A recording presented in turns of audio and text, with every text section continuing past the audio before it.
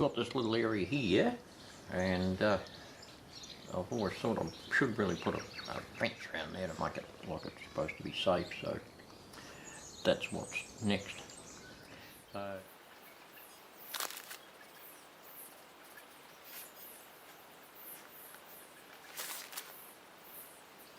That'll do for now. We'll come back and get some more colour into it in a while. Well, good morning, back in the train shed, and I have worked a little bit more on this little scene up on top of the hill. Finished staining the fence and added some people.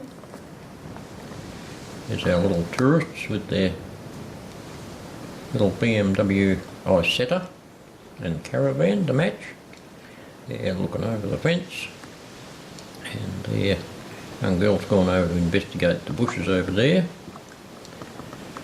and added an old man out there in front of the cabin. Also added some telephone poles. So that's starting to look half decent now. And in the meantime, I've also been working on a plastic kit, trying to make it look realistic. That's in the other shed. So go and have a look at that. Before we do, I thought I'd give you a view from around the other way. Zoom in a bit there. There's our little people with their Isetta. And in the background you can see the freight yard of the branch line down below.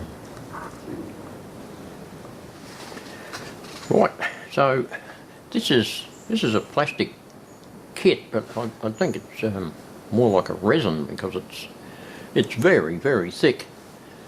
I mean, the walls are 1/8 of an inch thick, which makes it pretty solid, so that's good. But it started out this white colour, cream, whatever you like, and that's not much chop, so I first sprayed it with a like a whole red. It's a weatherboard thing, so that was just the base to start with. Painted the windows a warm white, and then got stuck into the walls with a bit of weathering, a bit of staining. There's a lot more to do there, and one technique I did happen to stumble across was to get that worn paint look. I've got isopropyl alcohol, and it's like dirty isopropyl. It's got some various colours in it which help with staining and such like, and put it on there, dabbed it on, and just let it sit for a couple of seconds, and then brushed it off really quick, and it took a little bit of the paint off, which I thought came out rather well. So that was just an accidental discovery. Like most things in life that turn out to be quite useful, they're usually accidental. So that's just a little tip, if you didn't already know that one. So, story so far is I've got all the outsides painted, basically. A little bit more weathering to go yet, and this one here I've stuck some curtains in there, and a little sign on the side up there for sale. Part of the building's for sale. So there's a bit to do yet, but that's what we're up against at the moment. We're up to anyway. There's more signage, more weathering, and glue it all together, of course. Put floors in it, and as I do with all buildings, I'll put some people inside, just because they've got to be there. So that's what we're up to with that one, and I'll go on with some more of that and give you an update down the track a little bit. Now, apart from everything else, I've been trying to decide what to do with this end of the layout here that's going to have a river in the guts of it going through here. This track going over a bit of a bridge over the river, and the top double track I want to make a huge timber trestle that goes all the way around the corner. And I've been thinking about what to do and how to go about it, and what I realise is that I need to be able to keep that track in there a constant radius without it wriggling all over the place. And the track that you can buy off the shelf, of course, that's constant radius, is set track. So once I worked out what radius and that bottom one was, I've come up with this idea.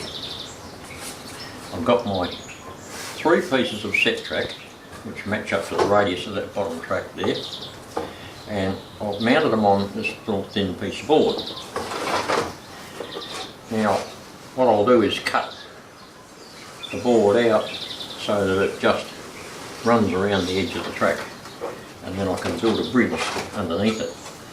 But what it'll give me the way to do is replace that track that's there with this stabilised curve, and then I can cut the boards on either end underneath to suit, mesh it all in, and that will hold that nice and steady as I build all the bridge supports and what have you that have got to go underneath it. So that was that idea. So I've just got to cut that out, measure that up, and then I can remove this bit out of here to suit. And the same trick on a double track scale and a bit further will happen up the top. But I'll do all the trial and error stuff on the bottom track, because that's not the super important one, because that's just the branch line. But I should be able to work out all the do's and don'ts as I'm fiddling around with that.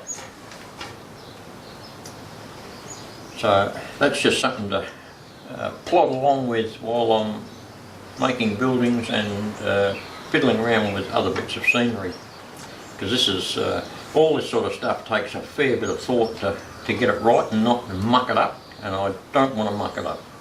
So I'd rather do it really slowly and at least try and get it right. So that's step number 1.